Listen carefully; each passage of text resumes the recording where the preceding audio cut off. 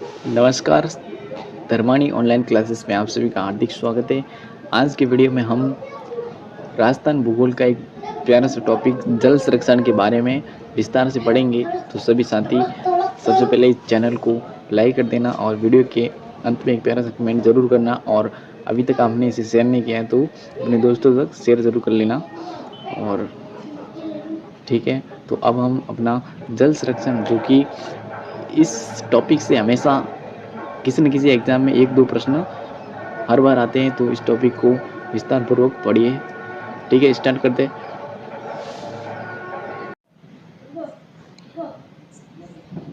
नमस्कार साथियों, जल संरक्षण के बारे में हम पढ़ते हैं।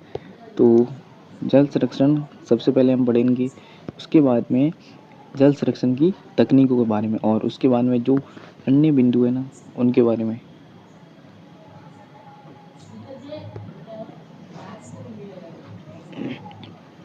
सबसे पहले हम पढ़ते हैं कि जल संरक्षण क्या होता है। जल संरक्षण वो होता है जो व्यर्थ बहते हुए पानी को रोकने और उपयोग में ले जाने वाले पानी का सीमित उपयोग करना ही जल प्रबंधन कहलाता है। जल प्रबंधन की कितनी विधियाँ हैं? 2 विधियाँ हैं जल प्रबंधन की, परंपरागत और आधुनिक। परंपरागत में क्या होता है, इसमें नाड़ी टोबा, इसमें बावड़ी होती है, जालरा, खड़ी, बेरी या कुआं कह दो जिसको, और टाँका कुंड या फिर जोड़, इसमें तालाब झील भी होती है। और आधुनिक में क्या होता है कि बांध बने होते हैं और फुहारा तकनीक है। वर्तमान में फुहारा तकनीक है और बांध बन गए अब तो। इसके बाद हम एक एक को पढ़ते हैं। परंपरागत तरीके में क्या होता है कि परंपरागत तरीके में होता है नाड़ी क्या होता है, ये एक तरह का पोखर या फिर तालाब होता है जिसमें क्या वर्षा की जल को संग्रहित किया जाता है। ये क्या है, काफ़ी प्रसिद्ध है जल संरक्षण तकनीक। ये पश्चिमी राजस्थान में प्रसिद्ध है और 1520 में सबसे पहली नाड़ी का निर्माण किया था। और इसके बाद टोबा क्या है, ये क्या होता है, नाड़ी से भी गहरा होता है और इसमें भी वर्षा जल का संग्रहण होता है। और संग्रहित जल का उपयोग क्या होता है, पेयजल और सिंचाई में होता है। 3 नंबर पे आता है बावड़ी क्या होती है, बावड़ी गोलाकार होती है और सीढ़ी नुमा कुएं होते हैं, और ये जल के लिए कुएं एवं वर्षा जल पर निर्भर होते हैं। और सर्वाधिक बावड़ी कहाँ पे, बूंदी में, और जिसको क्या कहते हैं, बावड़ियों का शहर कहते हैं।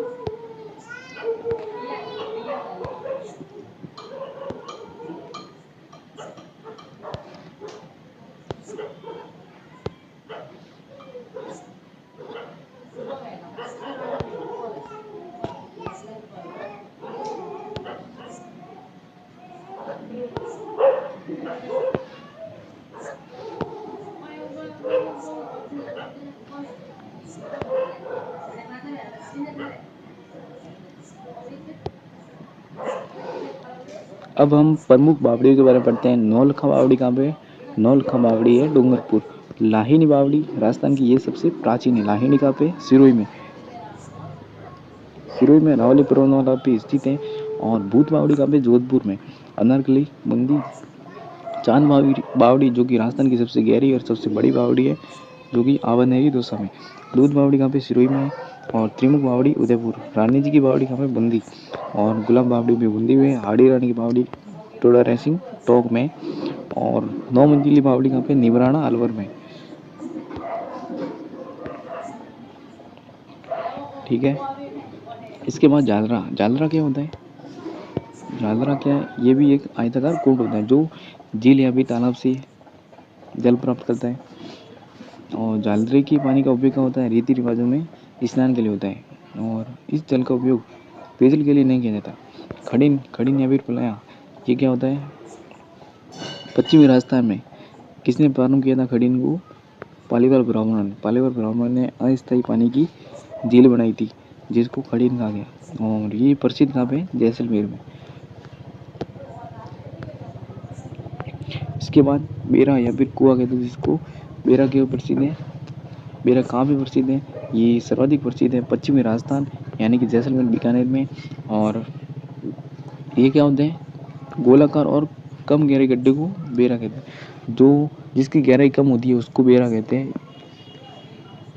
और ये किस पर निर्भर होते हैं, जल के लिए ये किस पे, तालाबों पर निर्भर, तालाब या फिर जोड़। और बेरों की जो सर्वाधिक संख्या है वो जैसलमेर और बीकानेर में, क्योंकि वहाँ पे बरसात कम होती है, तो उस हिसाब से वहाँ पे कुएँ या फिर बेरे बनाए गए, जिस हिसाब से वो उस पानी का उपयोग साल भर करते हैं। इसके बाद टाका क्या होता है, टाका या फिर कुंड, जिसको छोटा तो वध भी कह दो। और टाके के बारे में, ये एक टैंकर होता है, इसमें वर्षा का पानी संग्रहित होता है, जिसको पालर पानी कहते हैं। इसका उपयोग कहाँ होता है, घरों में या फिर सार्वजनिक स्थानों में, और जल की शुद्धता के लिए इसको ऊपर से ढक लेते हैं, जिसको टाका कहते हैं। टाके कहाँ बनाए जाते हैं, घरों में।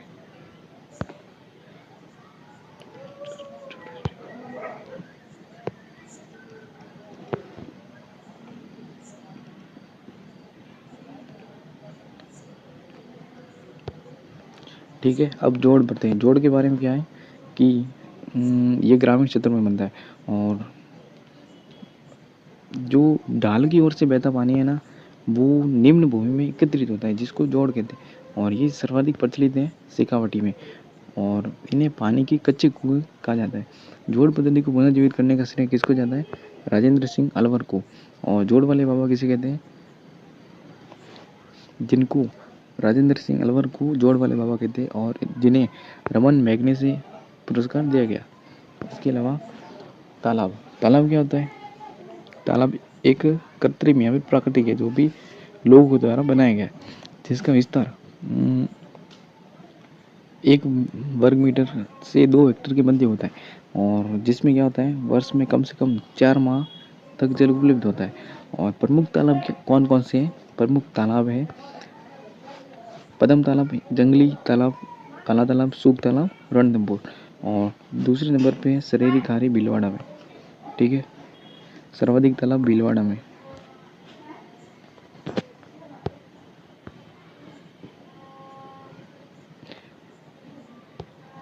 अगले नंबर पे झील आता है।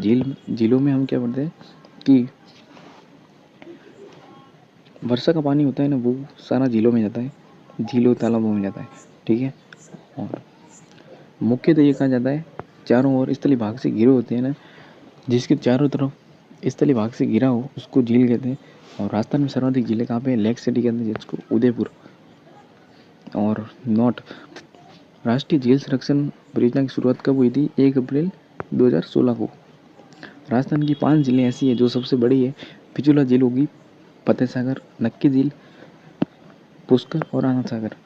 और जिसमें झीलों के संरक्षण में केंद्र और राज्य का अनुपात कितना है, केंद्र का 60 और राज्य का है 40%। ठीक है,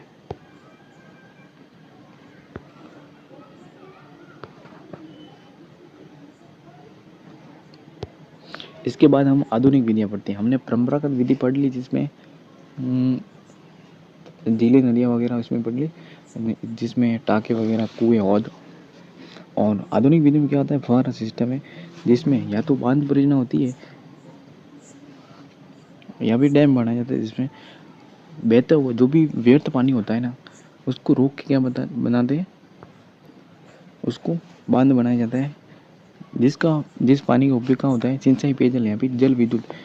पानी से बिजली भी बनती है। और इसके अलावा जो आधुनिक विधि का आधुनिक विधि में हम 2 तरह से इसको उपयोग कर सकते हैं। एक तो बांध बना के पानी को सुरक्षित कर सकते हैं, और फव्वारा सिंचाई से बूंद बूंद तकनीक। और फव्वारा सिंचाई परियोजना, इसको कहाँ से प्रारंभ किया गया, इजराइल से ग्रहण किया गया। और राजस्थान में नर्मदा नहर क्षेत्र में इस तकनीक को अनिवार्य रूप से लागू किया।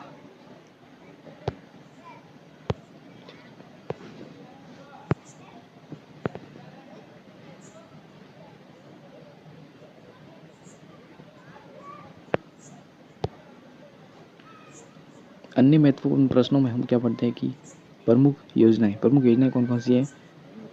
स्वजल धारा योजना 2002 में लागू हुई थी, और ये परियोजना केंद्र सरकार द्वारा पेयजल आपूर्ति के लिए शुरू की गई है। ठीक है, इसके अलावा जल स्वावलंबन परियोजना, ये 27 जनवरी 2016 को गर्दनखेड़ी झालावाड़ से प्रारंभ हुई। ठीक है, इसका उद्देश्य क्या है, ग्रामीण क्षेत्रों में तालाब कुओं के जल स्तर को सुधार और चारागाहों का विस्तार, कृषि उत्पादन को बढ़ाना। ठीक है, जल स्वावलंबन परियोजना को 4 चरणों में चलाया गया, जिसकी तारीख यहाँ आप नोट कर लेना। ठीक है,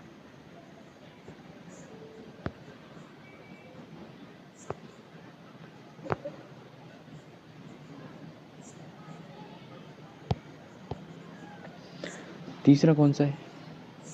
राजीव गांधी जल संचय योजना, जो कि 20 अगस्त 2019 को प्रारंभ की, जिसका उद्देश्य क्या था? ग्रामीण क्षेत्रों में पेयजल आपूर्ति और वर्षा जल का संग्रहण और भूमि के जल स्तर को बढ़ाना और कृषि योग्य क्षेत्र को बढ़ाना है। और यह योजना 2 चरणों में लागू है। पहला चरण 20 अगस्त 2019 और दूसरा 22 मार्च 2023 को 2 वर्षों के लिए लागू किया। ठीक है, चौथी योजना कौन सी थी? अटल भूजल योजना। ये इसकी शुरुआत हुई थी 1 अप्रैल 2020 को, जिसका उद्देश्य क्या था? भूजल की गिरते स्तर को रोकना और भूजल का बेहतर प्रबंधन करना। और इसमें सहयोग किसने किया था? भारत सरकार ने, विश्व बैंक ने 50-50 का। इस योजना को 7 राज्यों में लागू किया और 17 जिलों में राजस्थान की। और राज्य जल नीति 18 फरवरी 2010 को लागू की गई। राज्य जल नीति 18 फरवरी 2010 को लागू की गई और नीति के अनुसार जल उपलब्धता की प्राथमिकता का क्रम क्या है? मानव पेयजल और पशु पेयजल, घरेलू कार्यों के लिए और कृषि कार्यों के लिए जल आपूर्ति करवाना।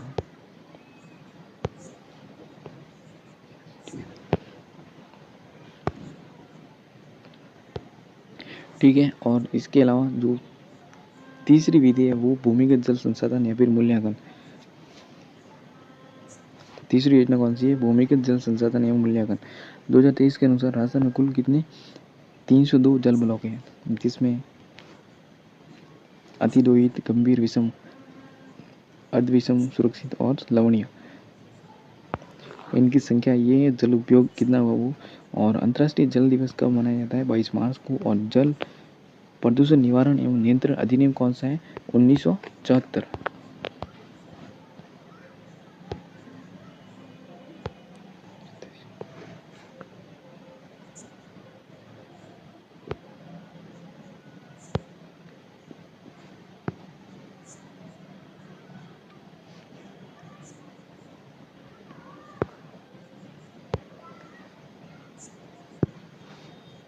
ठीक है, तो अब अपना ये जल संरक्षण वाला टॉपिक समाप्त होता है। इसके बाद हम इसके PYQ करेंगे और वीडियो को ज़्यादा से ज़्यादा शेयर कर देना।